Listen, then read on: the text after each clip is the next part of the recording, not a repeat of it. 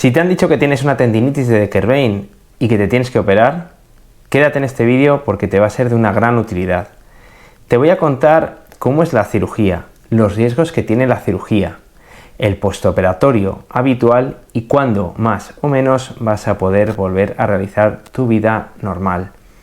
Bienvenido, yo soy Borja Oqui y soy especialista en traumatología y este vídeo tiene un carácter meramente divulgativo. Bueno, a ti te han dicho que te van a operar, que no te queda otra, ya has probado de todo, fisioterapia, todo tipo de tratamientos de rehabilitación, te has infiltrado un par de veces y no terminas de mejorar, has intentado incluso a lo mejor algún tratamiento biológico como por ejemplo el plasma rico en plaquetas y en definitiva te han dicho que te tienes que operar.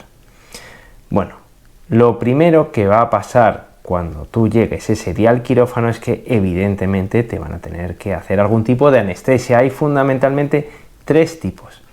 Uno es que te duerman todo el brazo, la verdad es que no es lo más habitual porque es una cirugía pequeñita que no debería llevar demasiado tiempo, pero bueno, lo habitual es que a lo mejor te puedan hacer una anestesia plexural, es decir, que te pinchen habitualmente en la zona de la axila y te duerman todo el brazo. Ahí además te van a poner un torniquete para que tu brazo no sangre durante la cirugía y el traumatólogo pueda ver sin ningún tipo de problema durante la misma. Acuérdate que si te ponen un manguito de isquemia, lo que hacemos es quitar toda la sangre con unos vendajes especiales que tenemos. Ese es un tipo de anestesia. Luego hay dos tipos de anestesias locales que son las que se suelen preferir. En primer lugar, la típica anestesia local, donde se va a hacer un pinchacito en la zona donde vamos a operar y se va a poner efectivamente un manguito de isquemia, que es un torniquete para que no sangre durante la cirugía tu brazo y efectivamente el traumatólogo pueda ver exactamente lo que está operando. Por último, hay otro bloque de anestesia en el que vamos a utilizar una serie de anestésicos especiales que nos van a permitir operar al paciente sin ningún tipo de torniquete. Es una anestesia que está basada en adrenalina, del que haré un vídeo específico, y nos permite, lo más cómodo es que el paciente está despierto y no hay que poner ese torniquete. ¿Y por qué hablo de este torniquete? Porque ese torniquete suele ser molesto. Cuando hayan pasado 10 o 15 minutos de la cirugía se suele volver bastante molesto para el paciente y es cuando empieza a quejarse. Como os digo, es una cirugía que habitualmente no lleva más de 15 minutos, entonces se suele tolerar bien. Pero las técnicas, como os digo, de Walland, que es usando la adrenalina y no vamos a usar el torniquete, pues pueden resultar muy favorables, sobre todo para el paciente. Independientemente de la técnica que vayan a usar, lo siguiente es hacer la cirugía, liberar los tendones. Y para eso tenéis aquí un vídeo en el que os enseño cómo se realiza. Si hemos elegido por una infiltración local o una técnica de Walland, básicamente donde vamos a infiltrar es en la zona alrededor de donde se localiza nuestra incisión, que es más o menos ahí en esta zona donde termina el radio distal. En esa zona vamos a hacer habitualmente una incisión longitudinal, curvilínea o en V. De cualquiera de las maneras, lo siguiente que vamos a tener que buscar son unos nervios que pasan por aquí y que son muy importantes. Son dos ramitas que siempre se van a buscar precisamente para no lesionarlas. Una vez que las hemos retirado, lo que vamos a hacer es buscar esa sábana, ese túnel por el que pasan los dos tendones que vamos a ir a liberar. Al encontrar esa vaina, ese compartimento extensor, lo vamos a cortar y en ese momento vamos a revisar el estado de los tendones. Como os he dicho en otros vídeos, esos tendones a veces están separados por un tabique y ese tabique también lo vamos a liberar. Una vez que hayamos revisado que todos esos tendones están liberados, vamos a también en ocasiones tener que retirar cierta inflamación que se suele asociar en este tipo de patología. Por último, lo siguiente va a ser simplemente hacer un cierre de la piel. Ese cierre de la piel se puede hacer con una sutura continua o con puntos simples y cualquiera de las dos formas es correcta. Al cerrar la piel os van a poner unas gasas o un apósito y muy habitualmente un vendaje compresivo. En ocasiones algunos traumatólogos incluso pueden recomendar o os ponen una férula. Yo personalmente simplemente pongo un vendaje compresivo y nada más. Bueno, y así es como ha terminado tu cirugía. Te han puesto un apósito, un vendaje, ¿y ahora qué? Pues verás, los primeros días, los 3 primeros días, lo más importante, lo que te tienes que enfocar es en evitar que esa mano se inflame, que se hinche. En cirugía de la mano, uno de los principales enemigos es el edema, es la inflamación. ¿Y cómo lo vamos a intentar evitar? Lo más fácil, mano elevada, mover y cerrar, abrir y cerrar el puño, bombeando la sangre hacia abajo. Precisamente si tú tienes la mano elevada y estás bombeando, esa sangre va a ir bajando y la inflamación no va a ser tanta. Otro tipo de antiinflamatorio natural es el hielo. Muchas veces solemos recomendar que te coloques un hielo durante 15-20 minutos o incluso 30, unas 3 veces al día. Esto va a ayudar a reducir no solo el dolor, sino también la inflamación. Y tranquilos, que por mucho que lleves un vendaje, ese hielo hace efecto. Ese frío local va a llegar. Y por último, si puedes tomarlos, pues una cosa que solemos recomendar los primeros, al menos 3 primeros días, es algún tipo de antiinflamatorio, como el ibuprofeno. Luego ya está el paracetamol y los tratamientos que son para disminuir el dolor. Muy bien, como te decía, tú llevas un vendaje y un apósito. Yo normalmente ese vendaje lo mantengo entre 3 y 7 días. Y luego lo que vamos a hacer es una cura con clorhexidina. También tenéis un vídeo de cómo hacer las curas quirúrgicas en vuestra casa. Entonces te vas a hacer una cura con clorhexidina, con betadine, con algún tipo de solución y lo vas a dejar bien sequito y vamos a colocar un nuevo apósito, sin vendaje ni nada más. Precisamente para favorecer la movilización normal de la muñeca. Evidentemente, estas primeras semanas hay que evitar esfuerzos o gestos que no van a ser buenos para la muñeca, gestos extremos, por ejemplo, este que os estoy enseñando aquí. Básicamente en el día a día, por ejemplo, coger y echar una jarra de agua, pues quizá no sea el mejor movimiento en los primeros días de un postoperatorio de una tendinitis de Kerbein. Y bueno, como te decía, cuando hayan pasado más o menos 7 días, es muy importante que vayamos empezando a hacer ya movimientos suaves de la muñeca para ir estimulándolo y que se vaya recuperando de forma lo más precoz posible.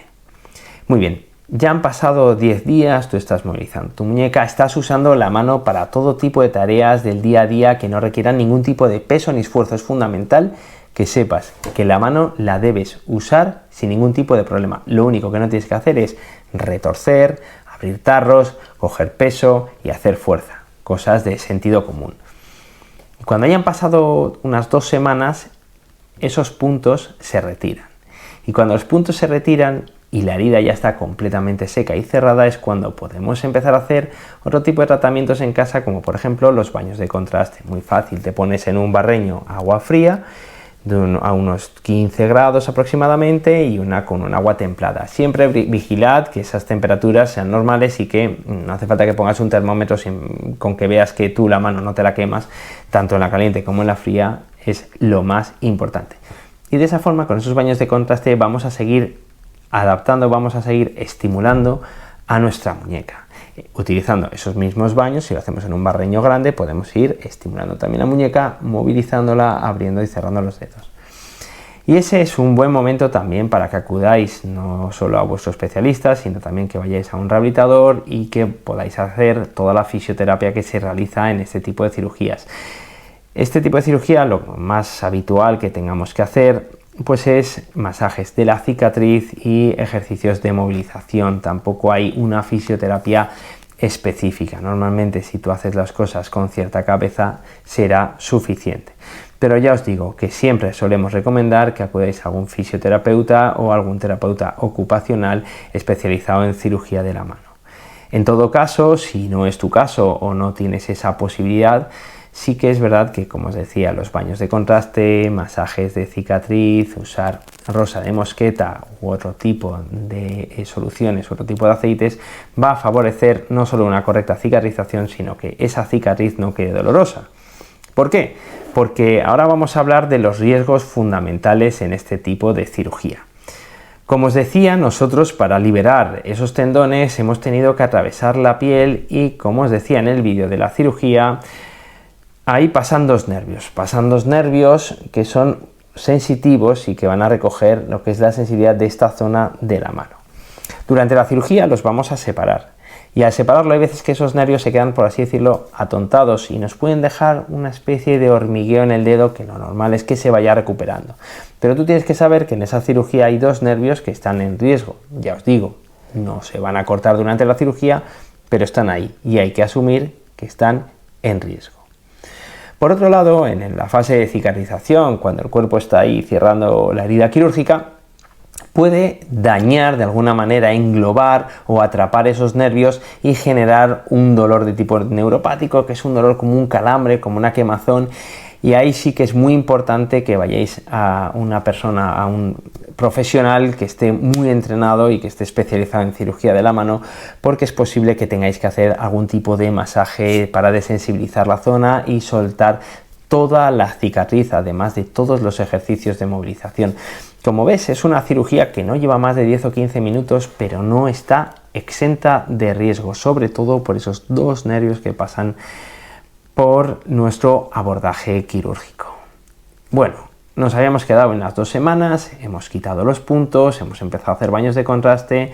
¿Y ahora qué? ¿Cuándo podemos volver a nuestra vida normal? Como os decía, desde el primer minuto, desde el minuto 1, tú tienes que estar haciendo tareas finas en tu casa, pero evitando los ejercicios de fuerza, de retorcer, de coger peso. ¿Y cuándo solemos recomendar eso? Pues a partir del mes es cuando ya podemos empezar a hacer ciertos ejercicios de potenciación, ejercicios con gomas, ejercicios de cierta resistencia, pero siempre de una forma controlada y suave y progresiva. De tal manera que normalmente cuando hayan pasado unos 3 meses de la cirugía, tú ya deberías poder hacer una vida completamente normal. Es verdad que te han operado y puede quedar alguna molestia en la cicatriz o que tú aún no notes una fuerza al 100%. Y eso es completamente normal porque la fuerza es lo que más tarda en recuperarse. Nosotros en este tipo de cirugías lo primero que queremos hacer es liberar esos tendones, luego que ese proceso inflamatorio vaya bajando y por último lo que más nos interesa es la fuerza y eso es lo que normalmente más tiempo lleva. Pues nada, como conclusión es que sepas que antes de una cirugía yo siempre os recomiendo que hagáis todo tipo de tratamientos de fisio, de rehabilitación, infiltraciones, tanto como corticoides, con otras terapias biológicas como el plasma rico en plaquetas y ya si no queda otra, pues tocaría operarse. Y la operación tiene algún que otro riesgo, como por ejemplo, siempre os digo, esa molestia en la cicatriz, a veces relacionada con esos dos nervios que pasan por al lado de nuestro abordaje quirúrgico, pero es una cirugía que la verdad es que suele dar bastantes buenos resultados. Si te ha gustado este vídeo o crees que puede ser útil para algún familiar o algún amigo, no dudes en compartirlo, darle a me gusta y suscribirte a mi canal para tener más vídeos sobre problemas articulares en las manos y cómo poder resolverlos. Muchas gracias y que te mejores.